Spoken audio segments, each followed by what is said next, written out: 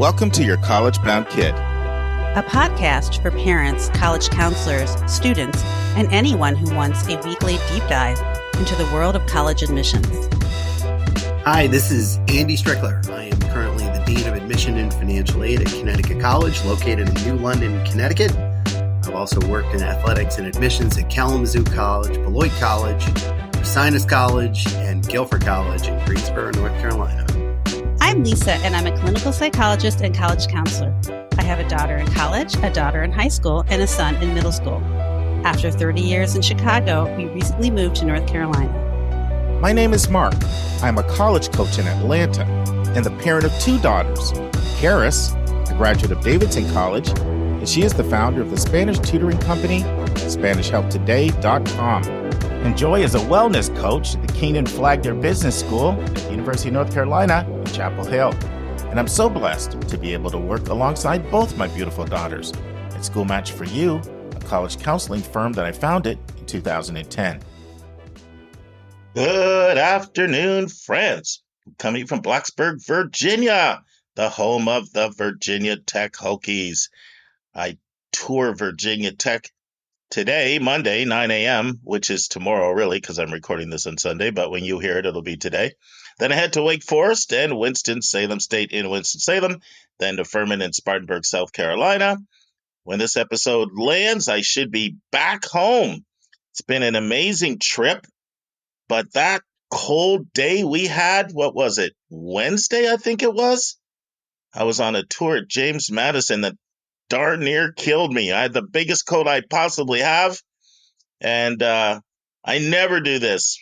But at one point I had the thought, maybe I could just kind of dart off the tour here and find my car, because our regular longtime listeners know I am a weather weenie.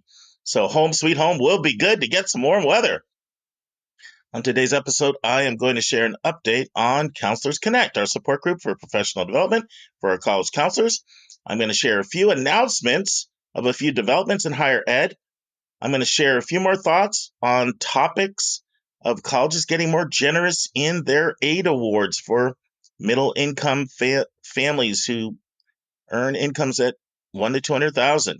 I started to address that a couple of weeks ago, and I want to share some additional thoughts. And then we have what I think are two very insightful interviews. It'll be a lengthy 30-minute segment with Andy Strickler today. This is our final segment on understanding early decision 1 and early decision 2, where Andy answers 2 questions listeners sent in, and he takes more questions from me.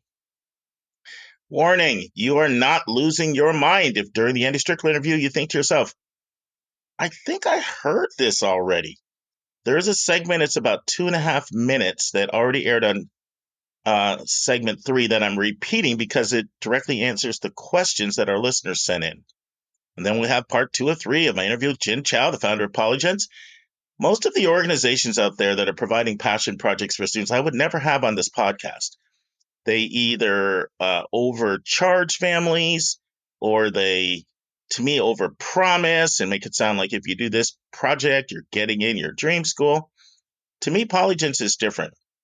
They're in it for the right reason, to give students a sensational, customized learning experience in an area where the student has a lot of curiosity. And I took a year to make up my mind how I felt about them and researched them exhaustively.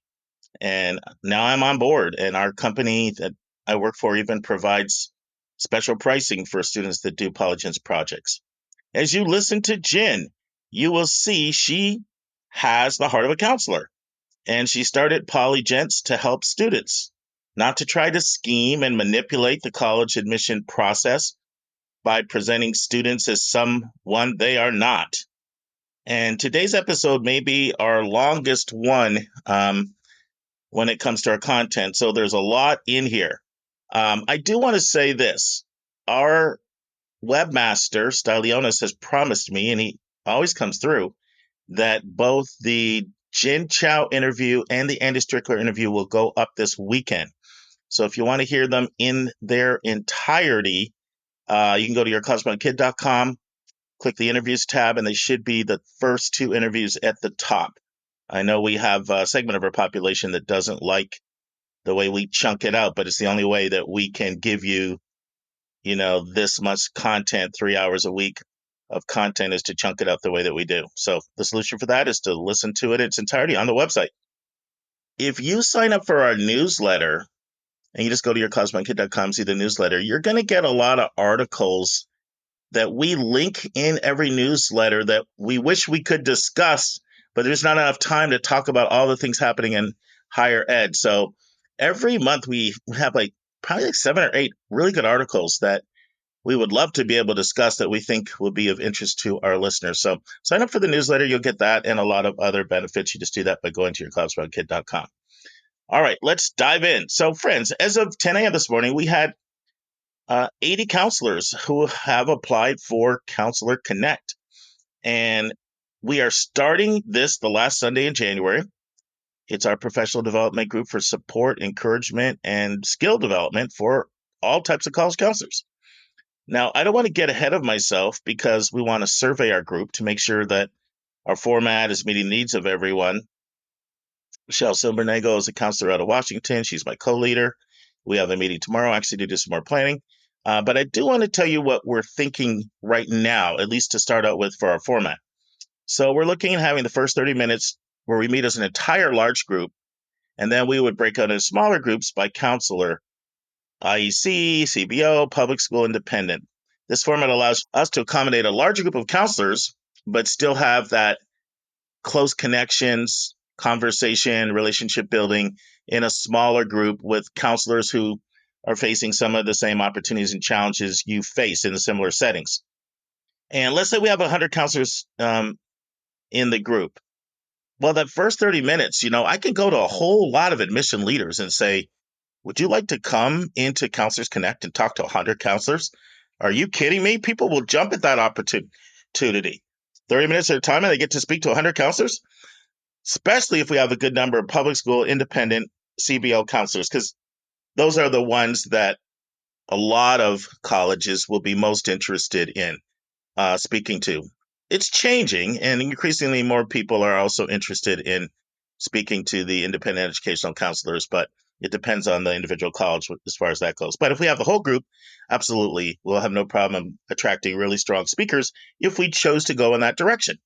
Now, we're going to be talking to our group and figuring out what you want. Maybe you want to have a large discussion in the whole group and break up into small groups. We'll figure out whether you want speakers or conversation. We'll be sending out a survey to get more information. But our priority application date ends tomorrow, 12/10, and those who have applied will receive an email before Christmas with a decision letting you know if you're admitted. Also, a short survey asking for your input on a few questions we have when it comes to things like structure and other things where we just need the input of the group so we know how to best meet your needs and serve you as effectively as we can. Now, we will continue to take applications after 12/10, so please keep spreading the word. It's just that those who make the 12/10 date, you're going to be included in a lot of our planning as we shape the group and get your feedback and things like format, structure, policies, that kind of thing. All right, let's talk about a couple hot topics in the news. All right, Seattle University, the largest private higher ed institution in Western Washington, is merging with Cornish College of the Arts.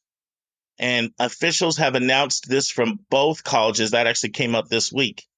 So Seattle U is going to absorb Cornish College, which will retain its campus, but will be renamed Cornish College of the Arts at Seattle University.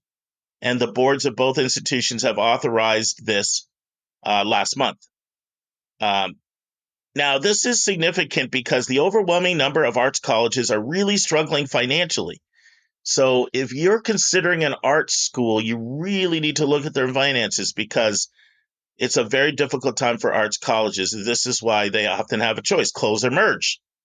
And much better to merge if you can do it. Our longtime listeners of our podcast will remember it wasn't long ago that we talked about 2 other Pacific Northwest colleges who merged. In June of 2021, we talked about this on our podcast. Willamette University engulfed and merged with the Pacific Northwest College of the Arts. And they maintain their name, Pacific Northwest College of Art, or PNCA, and they're under the auspices of Willamette. So keep an eye on this space as I expect us to continue to see art schools merging with universities. All right, let's talk about another major development that broke this week. According to Inside Higher Ed, public schools in Florida are not only eliminating CRT, not only eliminating DEI, but now they're going after sociology. Now, I'm going to quote from an excellent article in Inside Higher Ed. On Monday, the Florida Department of Education confirmed that they will be making a major change. On Wednesday, Florida State Board of Education voted to prohibit spending on diversity, equity, and inclusion programs at 28 state colleges. The vote marks the latest strike against diversity, equity, and inclusion programs. Now, I'm going to give you a new admissions vernacular. Sometimes these programs are called DEIB, and that came up a couple times on my Virginia schools tours this week. DEIB stands for Diversity, Equity, Inclusion, and Belonging. Anyway, the vote marks the latest strike against DEI programs in a state where such initiatives have come under fire from Republican governor and current GOP president candidate Ron DeSantis, who has called such programs wasteful and hostile to academic freedom.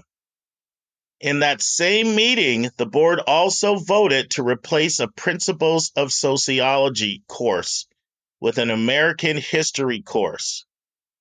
And they aim to provide students what they say is an accurate and factual account of the nation's past, rather than exposing them to radical woke ideologies, which have become commonplace in the now replaced course. Now, sociology, Martin Luther King's major at Morehouse College, will no longer be a core course option at Florida state colleges.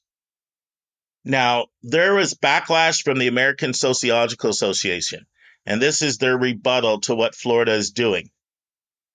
Sociology is the scientific study of social life, social change, and the social causes and consequences of human behavior. Sociologists bring expert knowledge and understanding to addressing challenging social problems that have broad public implications, including housing, poverty, health, crime, work, and education. Failure to expose students to the scientific study of the range of issues faced by American cities would be a failure of civics education. We call on the Florida State Board of Education to reverse its decision and to reinstate sociology as a core course option. I think this is a travesty and a real failure of education for Florida. I know I personally found my sociology classes some of the most enlightening courses, and I've noticed over the years working with a lot of students, a lot of sociology majors, some of the best critical thinkers that I have worked with. My own daughter, Joy, has her degree in sociology. It was transformational. She actually considered getting a PhD in sociology before she decided to go in the direction of clinical mental health counseling. But I'm just going to be honest. You guys know I don't bite my tongue. I think this is absolutely just a travesty when it comes to quality education and teaching students to become thinkers and to understand our world. And it applies to other social sciences as well: psychology, anthropology, humanities, philosophy, history, and political science.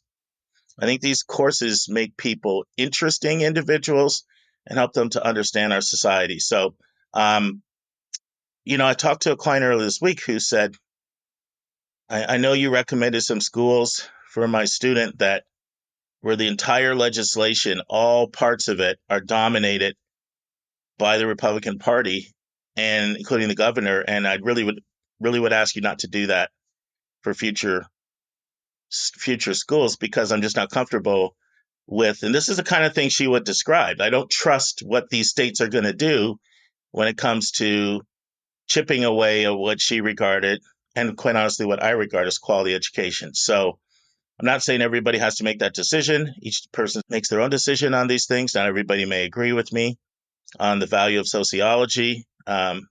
But, I do some editorializing on these Monday episodes. I'll let you know my opinion. And I think this is really, really, really disturbing that Florida is now going after sociology. All right. let me share my thoughts on colleges improving their aid awards for middle-income families. Now, 2 weeks ago, I focused on how UPenn having students pay zero for tuition, for families earning over $200,000, literally targeting middle and upper middle income families. You may not feel like you're upper middle income if you make $200,000, especially depending on where you live, but you are in the top 1/7 of income earning families in the country, and how they're dropping home equity from the asset assessment that's used in generating an aid award. And I talked about how I see that putting pressure on other elite schools to drop home equity and to shelter more money from being used in their aid awards. I still believe that's going to happen, but that's only going to be for the top 1 or 2% of the most elite schools that have those kind of resources to be able to do that. We have very astute listeners, and a couple sent in a couple corrections to what I said. And I want to make sure I clear up something I said that was incorrect. So I mentioned that Hamilton was one college that wasn't using home equity. We have a college counselor and a parent affiliated with Hamilton who informed me that last year they went back to counting home equity. So I missed that announcement.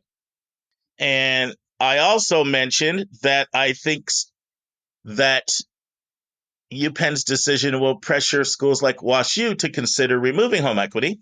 Well, we have another parent and a student who's got a student at WashU who let me know that last year WashU decided to not count home equity. And I missed that announcement as well. So I want to clarify that. WashU decisions do not surprise me. We have praised them multiple times on this podcast for their commitment financially that's been quite robust, really starting around 2016, 2017, and it just continues to get stronger every year. In fact, last year they dropped loans from being in their packages. They've got expanded aid to rural communities.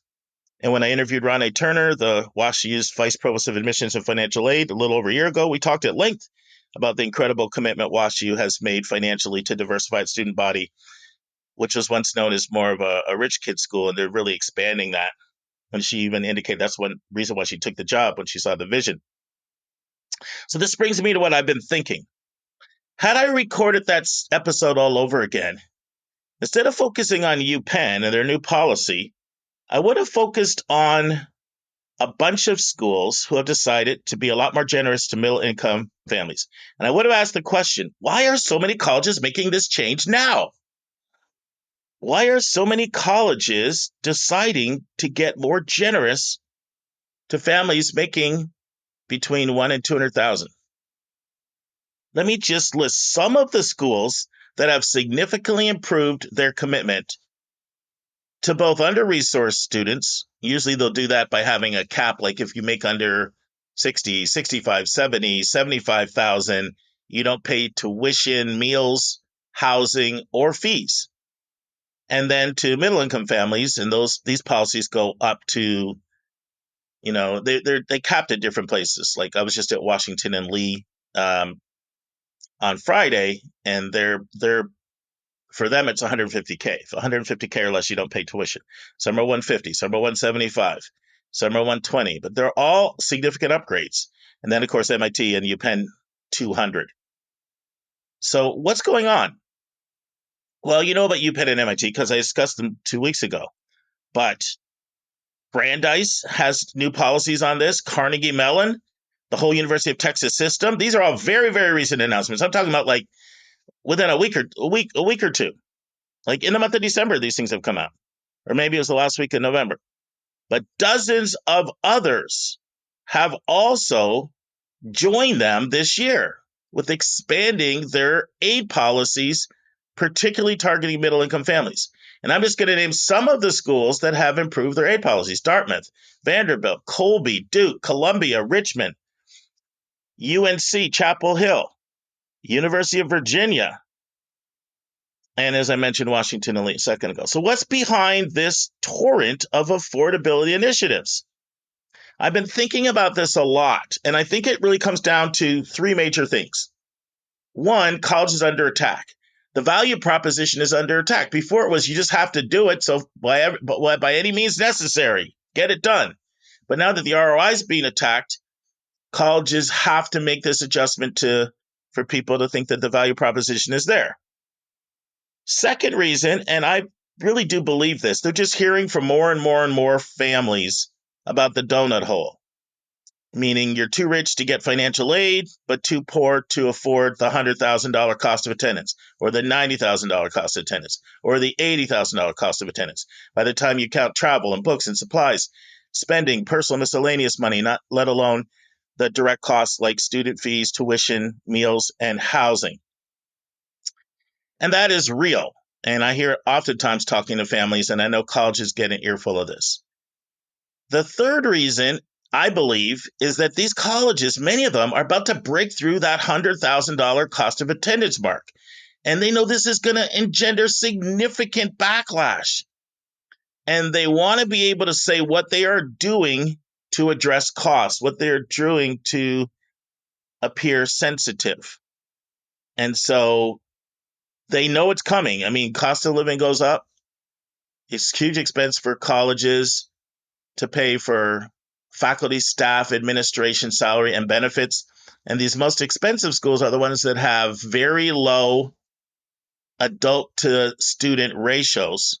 So if you're working off of 4-to-1, 5-to-1, 6-to-1 adult to student ratio, it's very different than a school 17, 20, 25-to-1.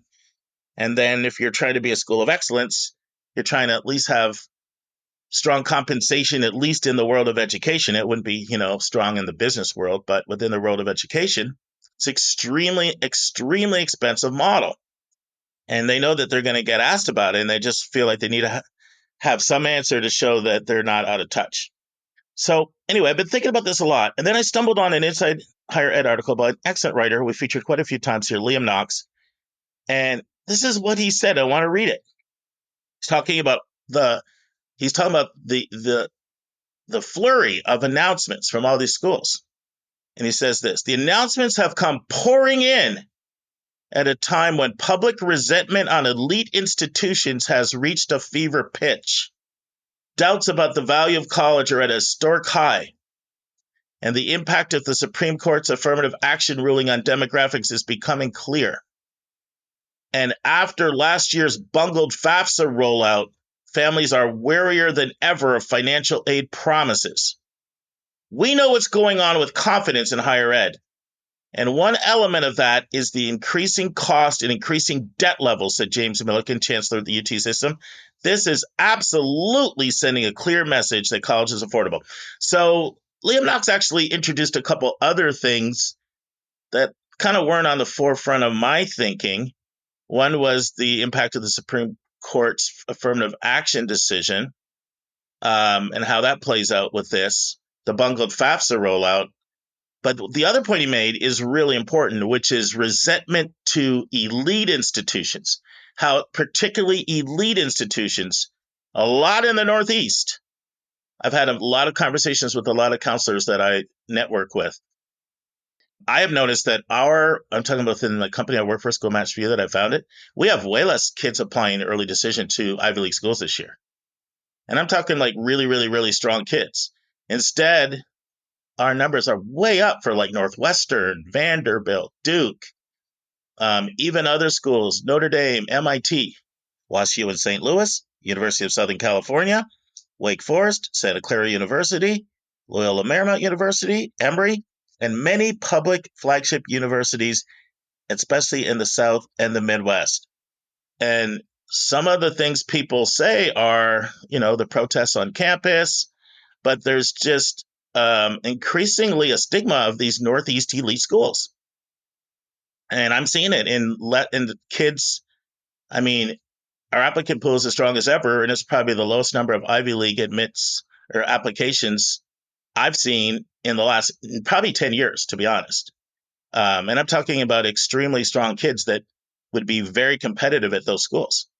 Instead, they're looking at those other schools. And we've talked a lot about some of the other reasons for that. But it's just interesting. All right, that's enough of that, friends. I'm so excited about these two interviews. So let's turn to our final segment of Interview with Andy Strickler, which, in my opinion, is the most honest and frank discussion of early decision that I've ever heard from a chief enrollment officer.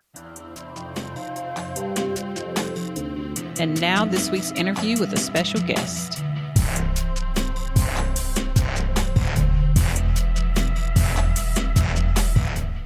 friends, we've reached the final segment of the interview with Andy Strickler on 20 frequently asked questions about early decision. I hope you're enjoying it as much as I enjoyed the interview when I was in it.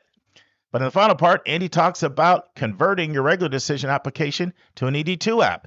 Is this okay? And if so, what is the deadline when a student needs to do this? And he talks about whether he expects a family to complete the net price calculator before they apply early decision. And he talks about the kids that slip, the 5% who apply ED are admitted and don't come every year. And he tells us about how many of these kids fall into 3 different categories that he's previously explained constitute the 5% of kids that slip. And Andy answers the question, does a student lose their financial leverage for merit scholarships if they apply early decision? Listen and enjoy. Let's talk about that, what you said. I also had that to talk to you about. So somebody applies regular decision, and then they say, you know what, I think I want an ED2. Yep. Is it always acceptable? Is it acceptable up to a certain time? Gee, we needed to know a little earlier because we would have read juice.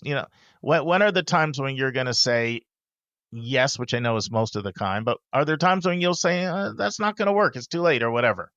We have an internally set date. We have a whole calendar we lay out at the beginning of the year for app reading. Yeah. And we lay out set dates by which students could convert to ED1 and students can convert to ED2. Wow. And there's some stipulations added to those dates. So our application deadline is January 15th. We will allow a student to convert to ED2 up to and including February 1st, but only if their app is in, all their supporting materials are in, and they're complete for financial aid if they're a financial aid applicant.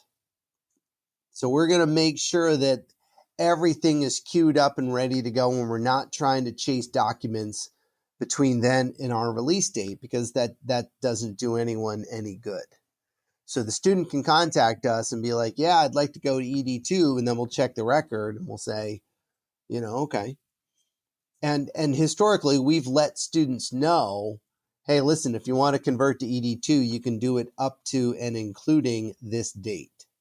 Nice.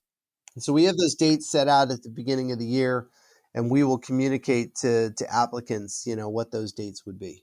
And what typically would that date be for an ED2? Like how close to, to your, can you share?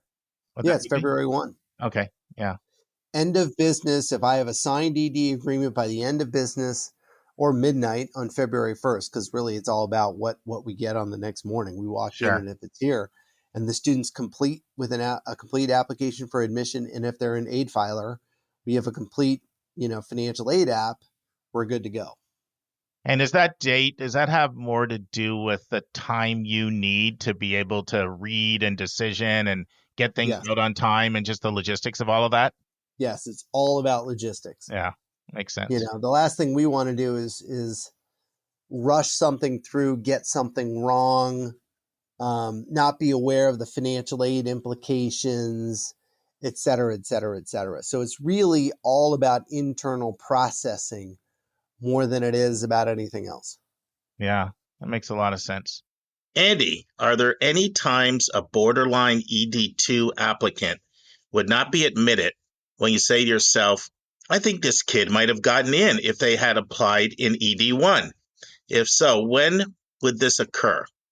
The answer to that question is yes.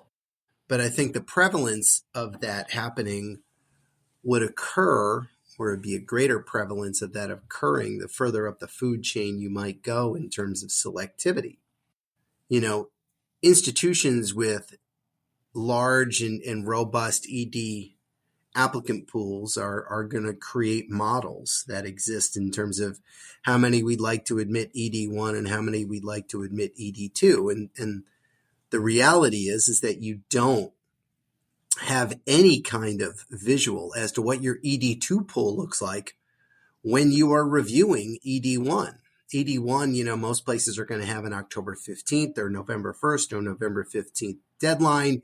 You're going to be reviewing those apps in the month of November. you're going to be making decisions to try to get them out the door by mid-December.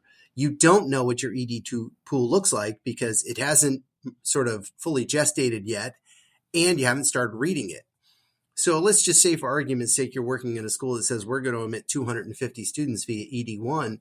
You're going to read your ED1s and you're going to find the 250 that you like the most, and you're going to say yes, knowing that you've created a model where you're going to take 50 or 75 more in ED2. And if your ED2 pool is super robust and super talented, there might be students at 75 or 80 or 85th in terms of desirability that you say, wow, that student's actually stronger or a better fit than a student we took in ED1, but it's too late. So I would say the further up the food chain a family goes in terms of selectivity, especially when it comes to ED pools, the more they're going to run into the possibility of the fact that a very qualified ED2 applicant may not get in, and the committee presenter or the application reader might say to themselves, wow, if this student was an ED1, we absolutely would have taken this student. But we've just run into kind of a numbers game in terms of how many overall we'd like to fill in the class via early decision, and we've just run into some limitations. Andy, what is your advice to a student who really wants to let a school know that they're his or her first choice school, but they don't feel they can apply early decision because they just can't commit without getting their official aid award in writing? Do you have any recommendations of how they can show interest? I think there are plenty of students where early decision may not be the best option for them. I actually had a conversation just recently with one of my campus partners who has a family friend, and the family friend's daughter is madly in love with Connecticut College. And I communicated back via my friend here on campus. I said, well, is she thinking about early decision? He said, hold on, let me find out. And he reached out, and within about 30 minutes, he got back to me and he said, she would love to do ED1, but she's really concerned about finances and wants to have the ability to compare and contrast financial aid offers at the end of the process. So she feels like early decision is not the best admission program for her. And that's really pretty common, and we totally get that. And therefore, the student is left with kind of the predicament of, how do I communicate to an institution that my interest level is at the point where early decision was a strong consideration for me, but due to finance or another reason, it could be a myriad of reasons, they decide, you know what, I for this reason or this reason, I should not opt into a binding agreement via early decision. And how do you communicate that to the institution that you're thinking about?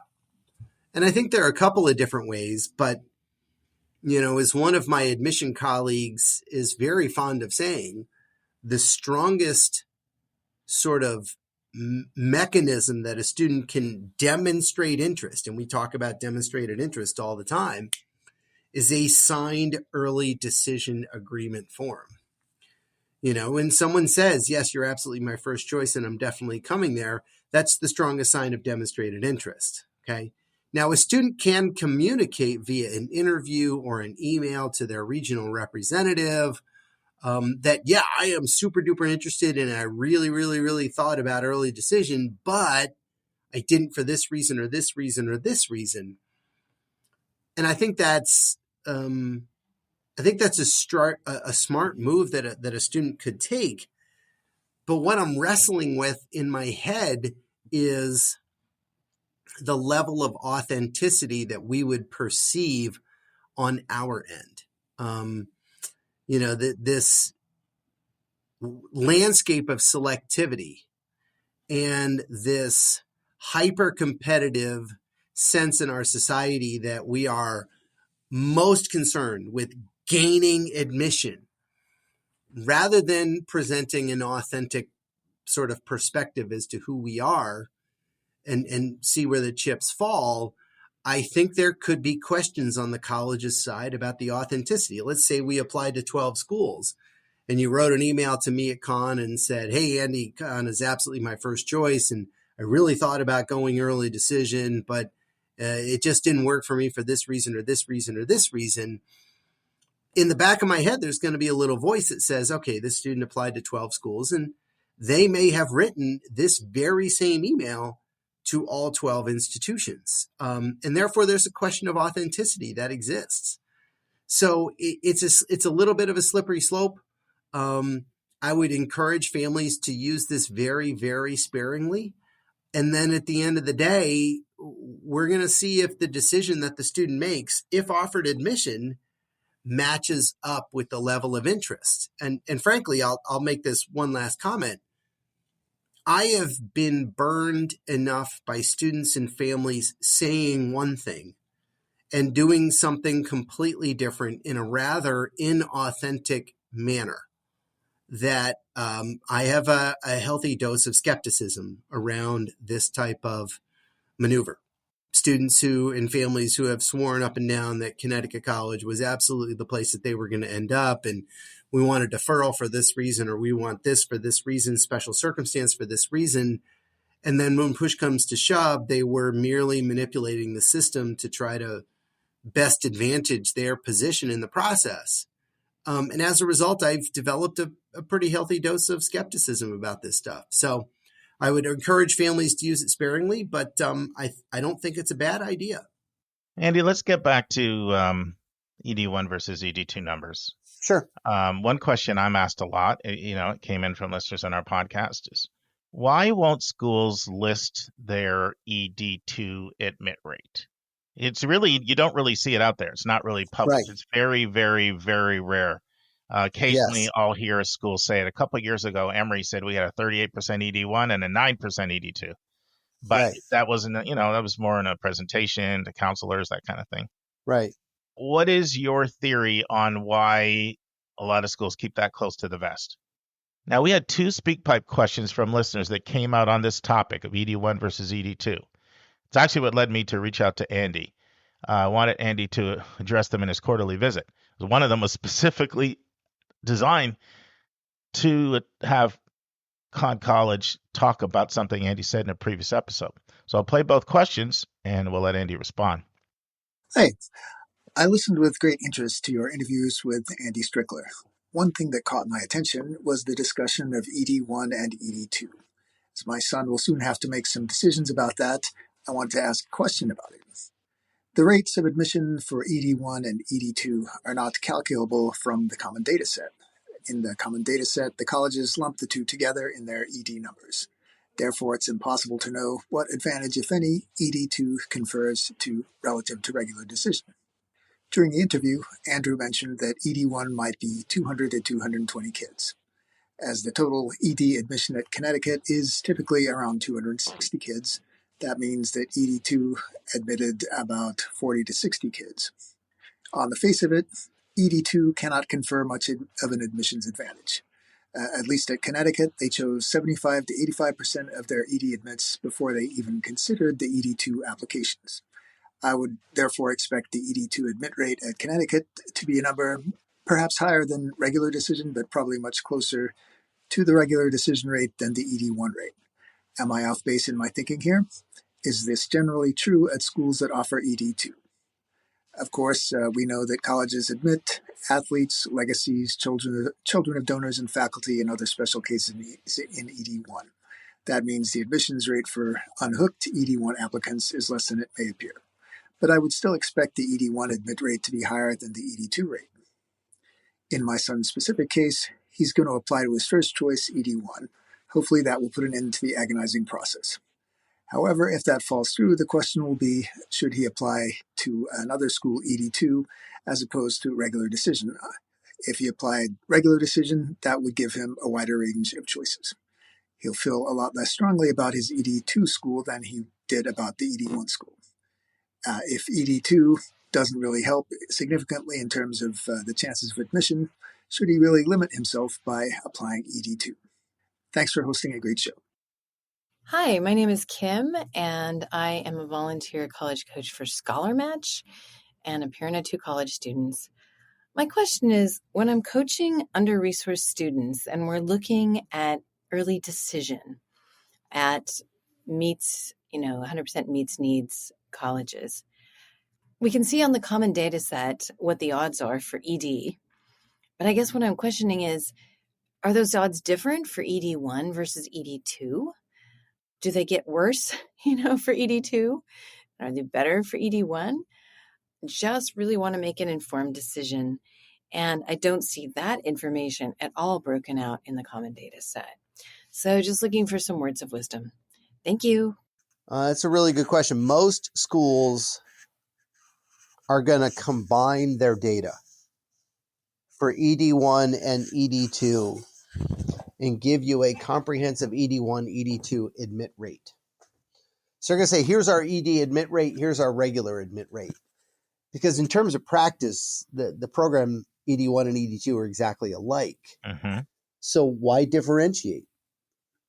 And then, it also could serve to really turn off some students from going ED2 if you find out that, the admit rate in ED1 is 38 and the admit rate in ED2 is 9. Yeah. Why apply ED2 if the admit rate is pretty darn close to the RD admit rate? What's the upside? So that one reason is it's a deterrent. Another reason that I've had explained to me, and it makes some sense to me. Sure. Which is particularly if you're asking me to share that in an information session, I don't want to linger on that. And it would take time for me to unpack it, to explain it for people to properly understand it in a way that it's just not worth that much of my time with all the stuff I need to cover in an information session. What are your thoughts on that? Well, I think it's focusing on the sizzle instead of the steak. Mm-hmm. I tend to think that families get a little too wrapped up in extraneous, non-important details of the process, and they're trying to micromanage it. Like, what extracurricular activity looks best, or what summer activity is going to look best. Trust me, we get that all the time. We come back with the same answer, which is like, just be authentic. I know. Well, what authentic works best? And it's like, come on, relax.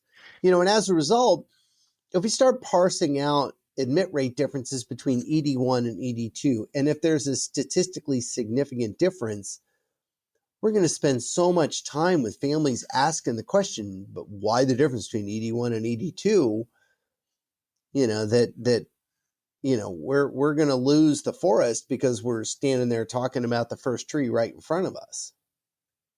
It makes total sense to me that it's a rabbit hole that we can get down with a particular student or family that doesn't serve us, but more importantly, doesn't serve the student well.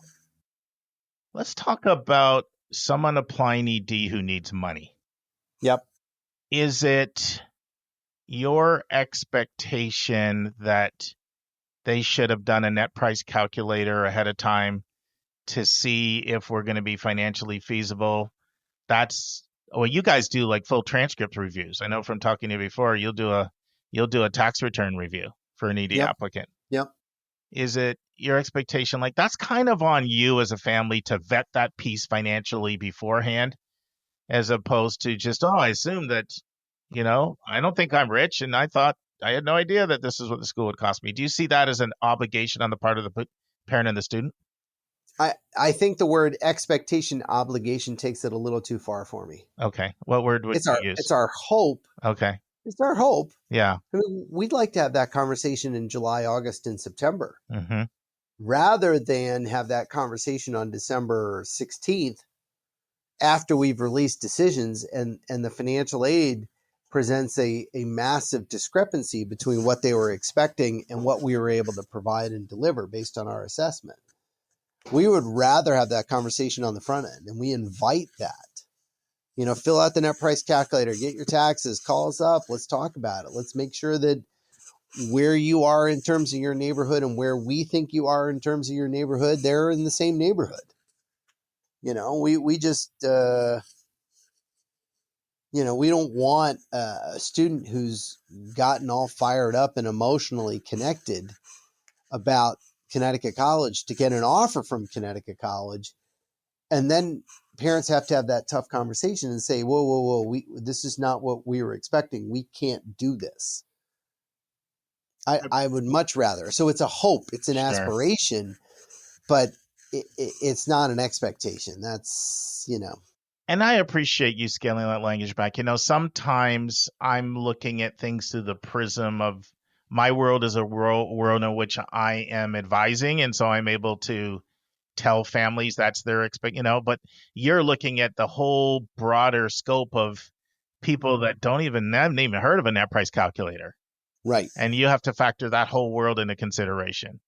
Exactly. Where on my end, I can say to families, like, if you're going to ED, I need you, this is a financial decision. Yep. You need to be, there's a lot of times students will talk to me and they want to ED. I say, first of all, this is a parent decision because this is now finances and now parents have a big role here. Right. Are you willing to forego looking at where you may get merit money? Are you willing to, all this stuff? Yeah. And so I can introduce that, but it's helpful for me to hear your perspective because it reminds me there's so many people that aren't coming through the filter of getting counseling. Exactly. And that's where the expectation versus the hope and the aspiration. That's where that distinction sort of comes from. I want to go back to the number of kids that slip, that 95 to 100. Yep. So in a typical year, let's talk numbers. Like about how many of them would slip, would you say? You spelled out 3 categories. One was the money, what we just finished talking about. Yep. The other is the gap year deferral. And then the third one is the special circumstances. Dad has cancer, parents got divorced. I just feel I need to be closer to home, all of that. Yep. What does that look like numbers wise? And I know it can vary from year to year, but if you were to run averages over 5 years or something, what would you be looking at in each of those 3 buckets? I know it's not going to be high numbers, but what do you think you're looking at? So on the financial side, it's a handful. It's 1, 2, 3, maybe 4 kids a year. Yep. Because we're very diligent about trying to have that dialogue on the front end and being transparent. The life circumstances 1 or 2 a year. Yep. Not many. Yep. And then the deferral is going to be the largest group. We're not the kind of place that says if you apply ED, you can't defer. Some of those deferrals are going to be particularly male athletes to go play junior hockey. Sure. So we'll have a handful of kids who go play junior hockey. And then we have kids who, went ED, but, they've had a stressful high school experience and want to take a different sort of life enrichment route. And that's going to be 5, 6, or 7 students a year. And that's where you're going to end up somewhere between 10 and 15 kids who are like, yeah, the ED thing's not going to work out, but the largest is going to be the deferrals, then the finances, and then the life circumstance is going to be the next crowd after that. Now, here's another question I get a lot, Andy. If I ED and I need money, you probably know where this is going already, Maybe. Why should a school be incentivized to give me their best offer? Because I've kind of lost all my leverage by showing them that I'm willing to commit. And, so what are your thoughts about that? Not only for your own school, but other schools. Like, do you think, that kind of does vary school by school. You do need to be careful. You need to vet each school. Or do you feel like, I just don't see that being practiced? What are your thoughts? So Con travels with a group of schools called 8 of the Best. Yeah. Which is us and Sarah Lawrence and Haverford and Kenyon and McAllister, Grinnell, Colorado College, and Claremont McKenna. I've been traveling with that crowd of deans this is my 10th year doing it. And it's basically 2 weeks of group therapy for admission deans. Well, you guys put on some great webinars that I attend too. Exactly. 1 week in the fall and 1 week in the spring of us hanging out at airports and driving around in rental cars, yeah, giving each other therapy and feeling better. But the one thing that's become clear as I've traveled with this crew of folks is that there's we work at different institutions. We have different personalities. We have different things that we like to do. For instance, Kenyon was playing today in the NCAA men's soccer tournament. They beat Spalding 1-0.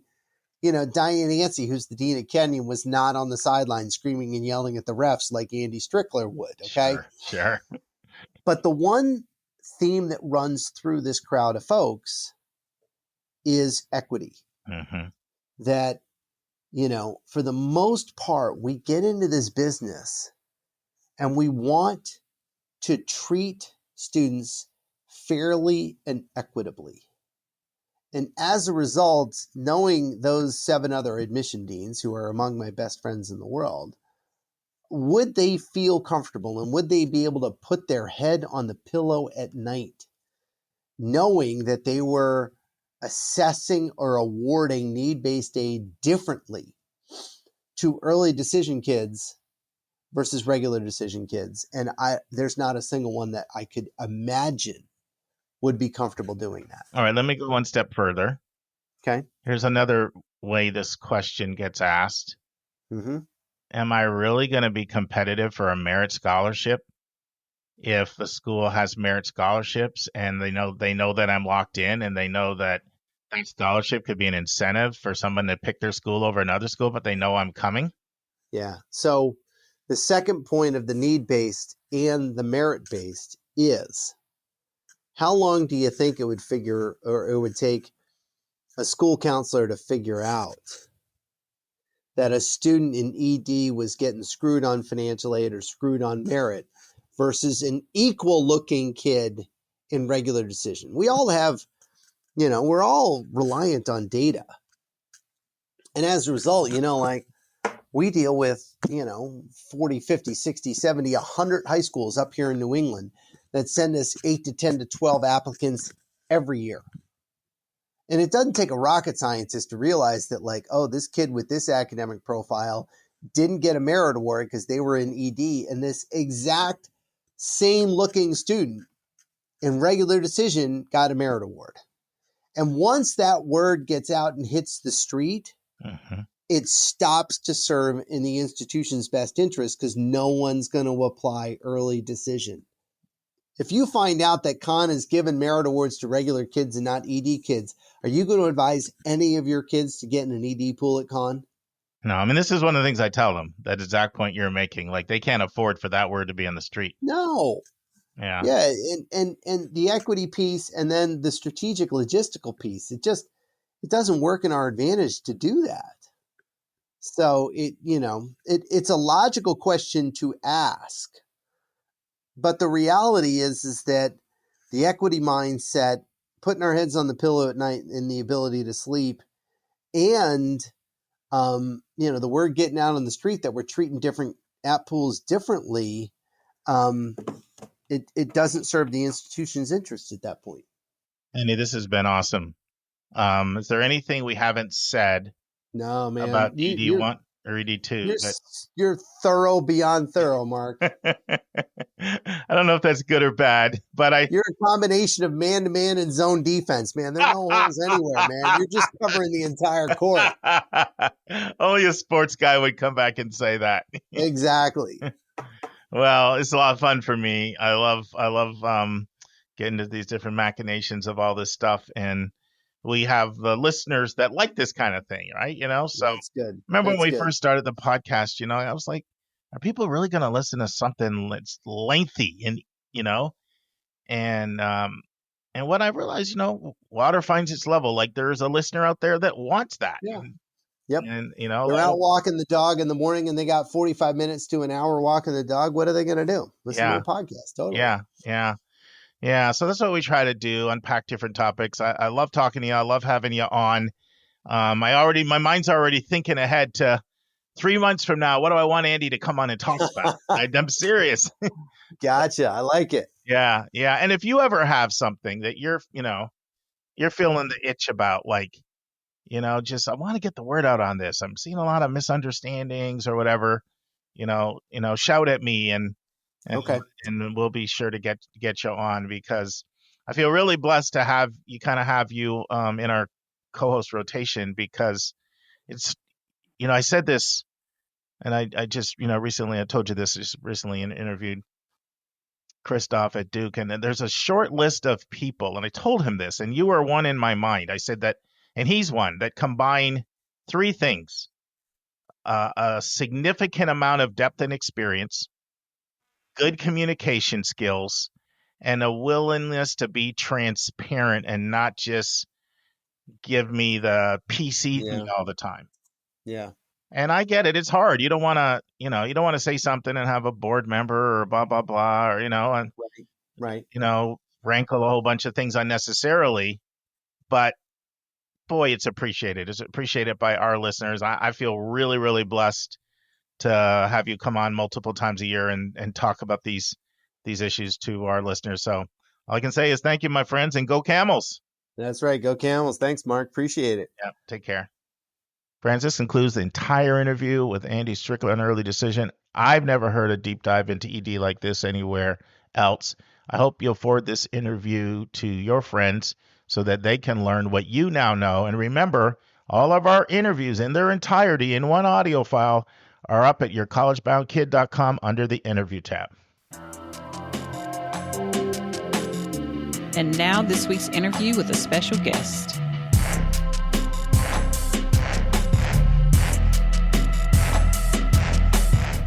Friends, in part 2 of 3 of my interview with Jin Chow, founder of Polygence, Jin explains how Polygence benefits the students that participate and complete their projects.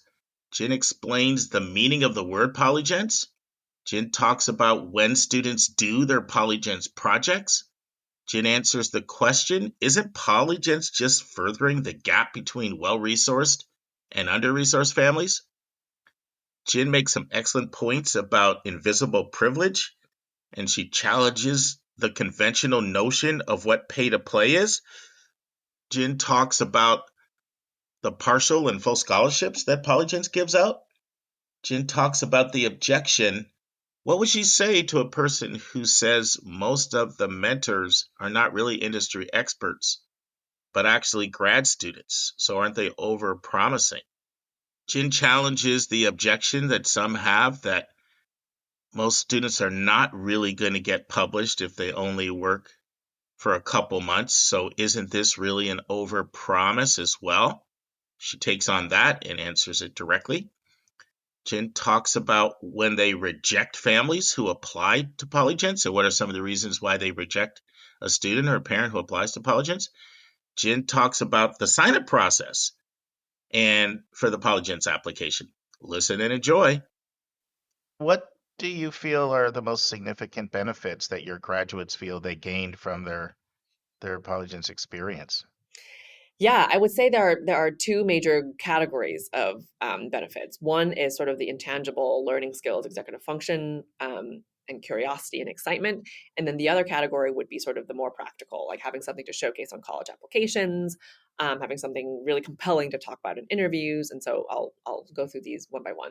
So I think on the intangible side, it matters a lot to us that this is the student's first experience with independent work. Like they are being asked to schedule with their mentors independently. We do not allow parents in the sessions. We ask students to respond to their mentors in a timely manner. This is the first time they're managing their own adult relationship that's not with a teacher. They're not being forced to do anything. And we ask them to do it themselves. So a lot of students walk away with executive functioning skills that they never really had before, time management skills, and then also the ability to conduct intellectual inquiry on their own. This is the first time they're not being assigned, a project or a prompt. They're asked to come up with one on their own.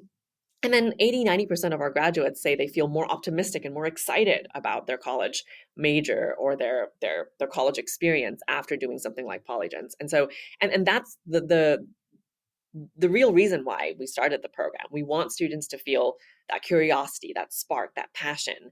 And the college admission stuff is all good and great. And we know families care about it, and we have a proven edge as well. But I think the most important thing is that students walk away feeling so incredibly excited and having a better sense of clarity of whether they really want to major in architecture or genetics or, whatever. And then on the other side, obviously, college admissions is now all about intellectual authenticity. It's all about the ability of a student to tell their own intellectual story and have compelling evidence of why they're particularly fascinated by something. And so we've seen a lot of our students wield their projects in a way that helps to supplement gaps in that narrative, whether it's, hey, I want to major in something that actually my school doesn't really offer, let's say architecture, or I haven't really had experience doing, I don't really have other school-based experiences that can showcase my interest in this or demonstrate interest in this. And so having a Polygens project that's independently, guided and driven, we've seen is give students a leg up and an advantage when it comes to college admissions.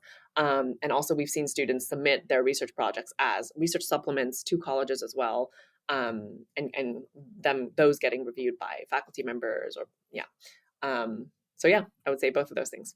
So what's the origin of the name Polygens and how it relates to I'm sure that's intentional. I'll talk about that. Yeah. So poly is the Greek root for many or multitude or many faceted.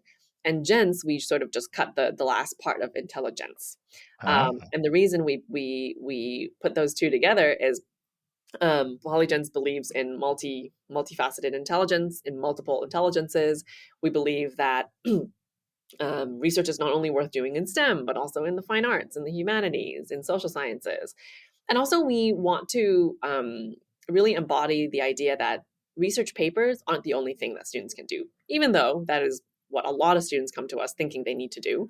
But some of our most amazing projects are not research papers. They're fashion design sketches. One of our students sewed their own dress, an 18th century dress. One of our students built his own robot that melts snow on his driveway because he hated shoveling snow. Like that was his Polygens project, And so there are many ways of exploring your interests, and that's kind of part of our name as well. That's great.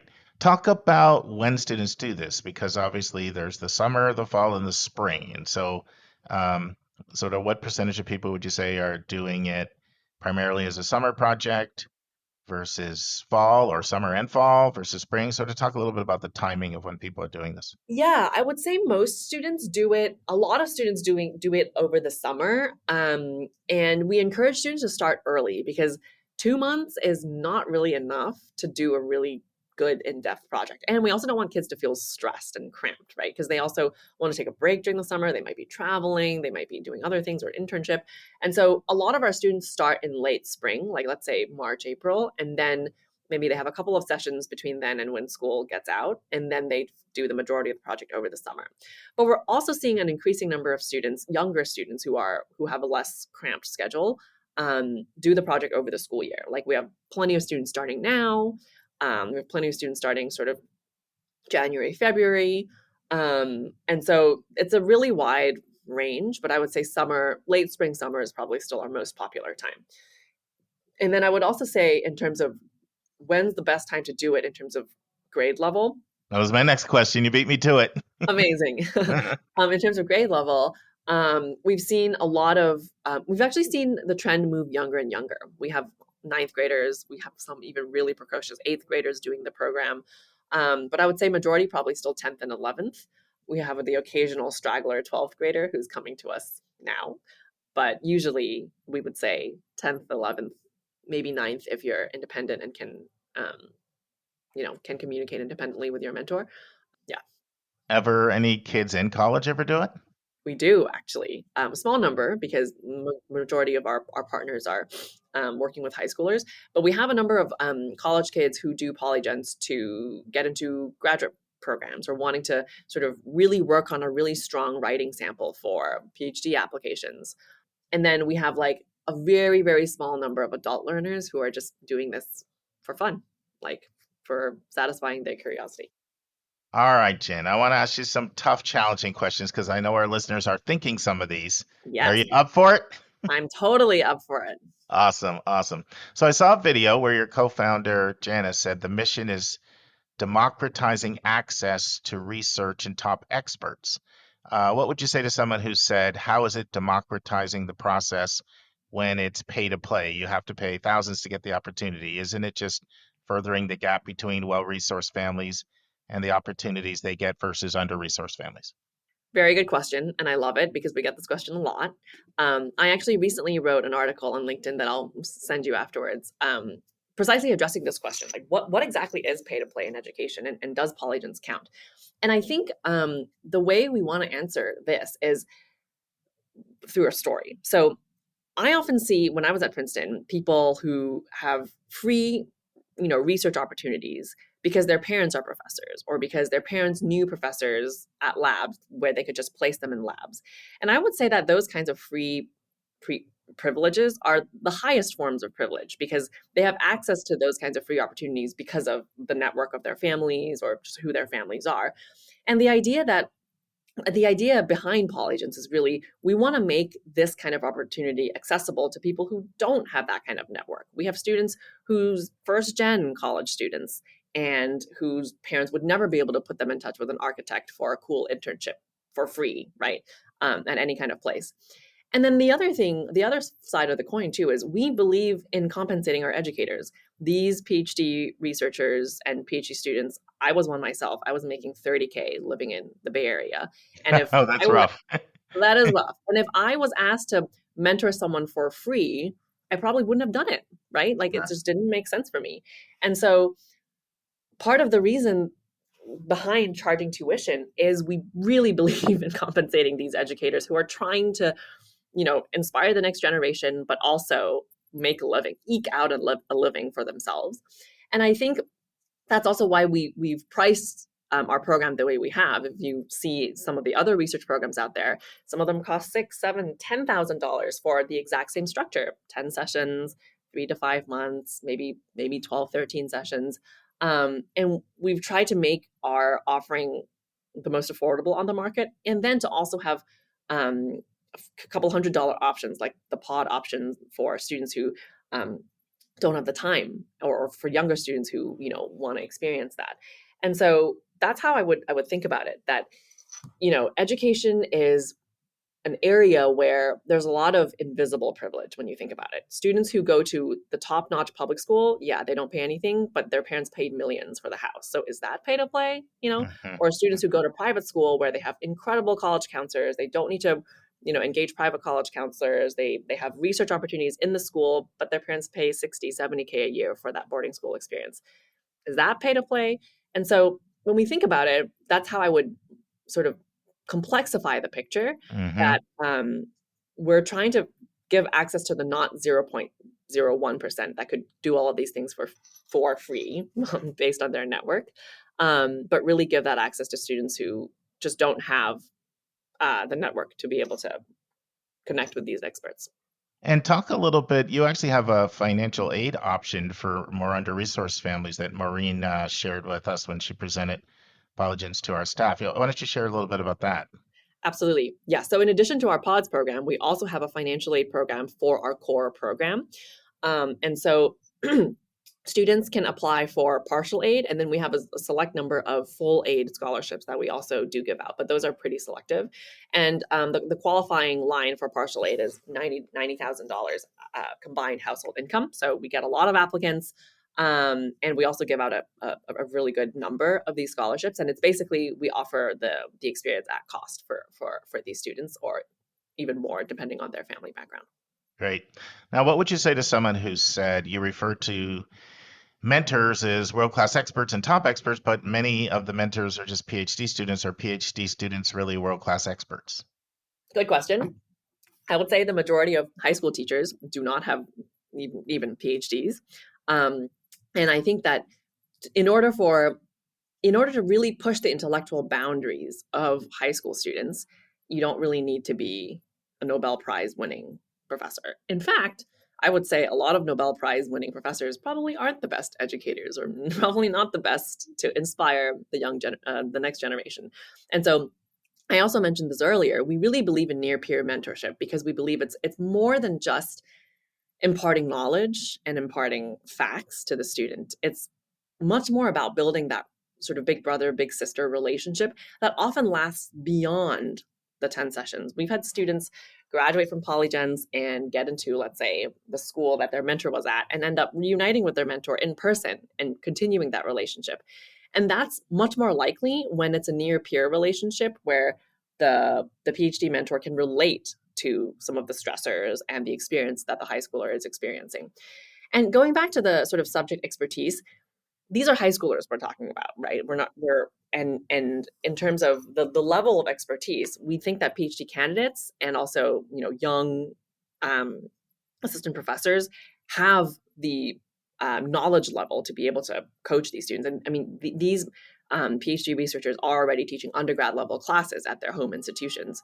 And so we wanted to strike that balance between knowledge expertise level as well as near peer, sort of that near peer nature.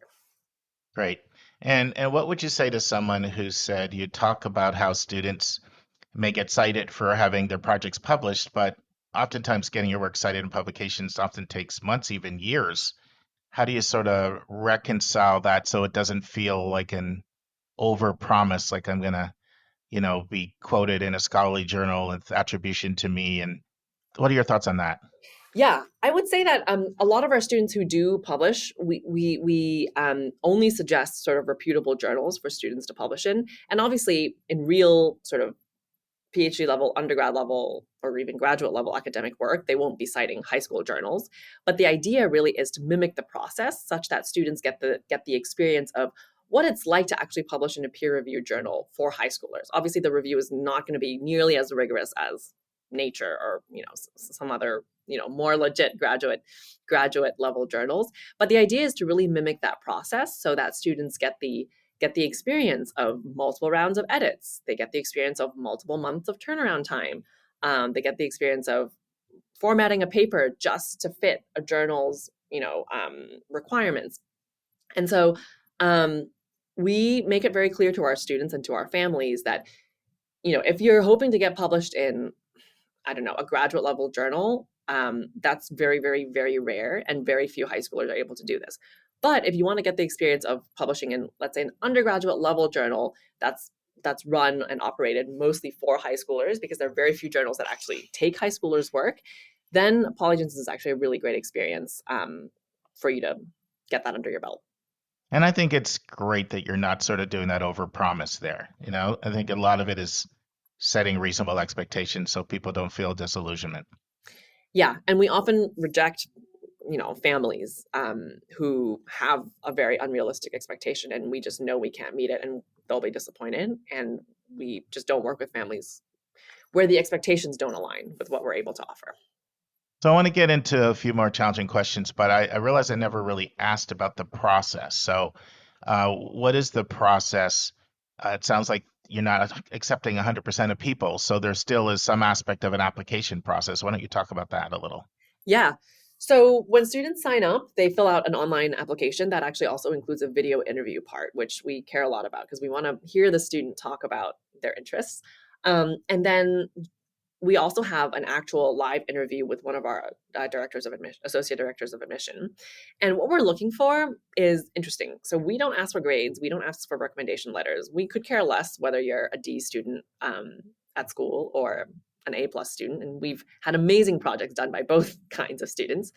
What we do care about is how intellectually curious are you? Do you actually have conviction that you care about this thing, even if you don't know a lot about it? It's fine that you've never taken AT biology, but you want to do a genetics project.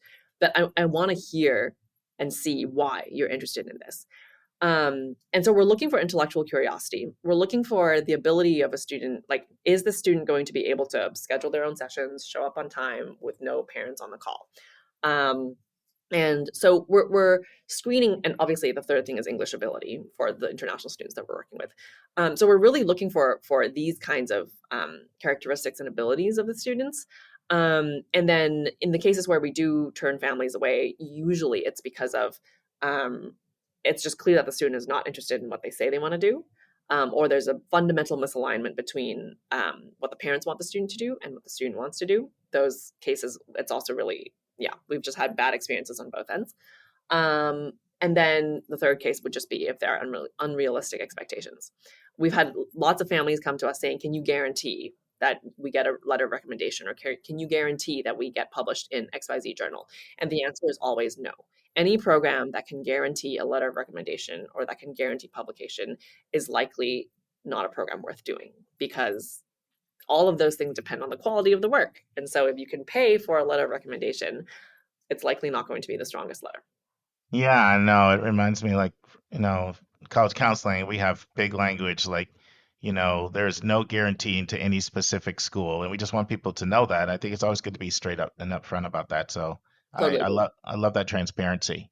I think that's pretty awesome. Friends, this concludes this segment of my interview with Jin Chao, founder of Polygens. We hope you'll join us next week for the next session. On Thursday's episode, Julie and I discuss an article that appeared in the Wall Street Journal. It is co-written by Matt Barnum and Douglas Belkin. It is entitled, Trump Gears Up for an Assault on Wokeness with Education Overhaul. And it's going to look at the talk about abolishing the Department of Education and other things.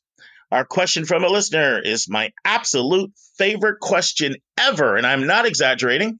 We've had over 300 SpeakPipe questions, and we have had hundreds and hundreds more, like more than 300, before we started using SpeakPipe that you guys would send in my email.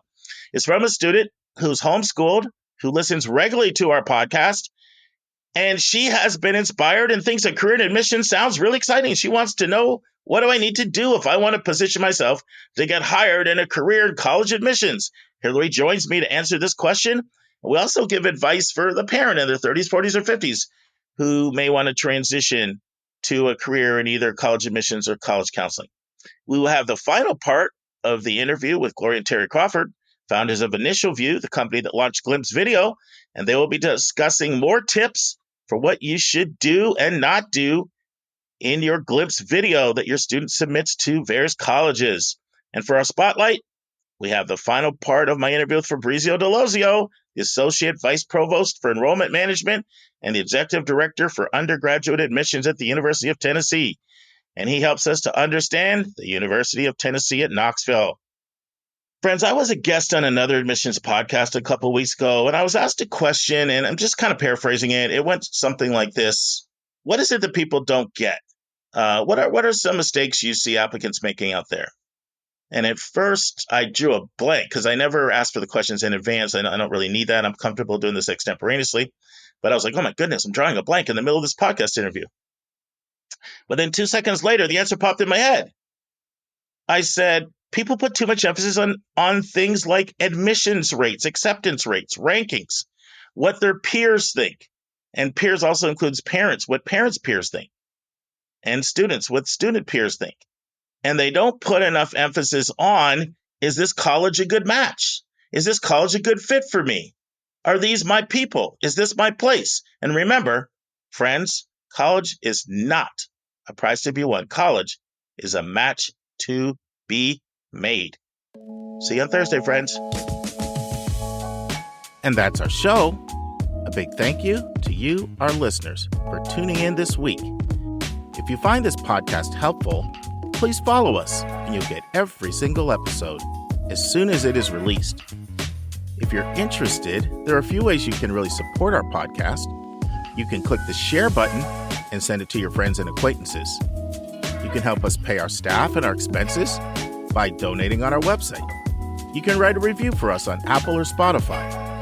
I'm the producer of the podcast, but we have a fantastic team of 15. Shout out to our co-host, Dr. Lisa Ruff, Dr. David Williams, Linda Depker, Susan Tree, Vince Garcia, and Julia Esquivel.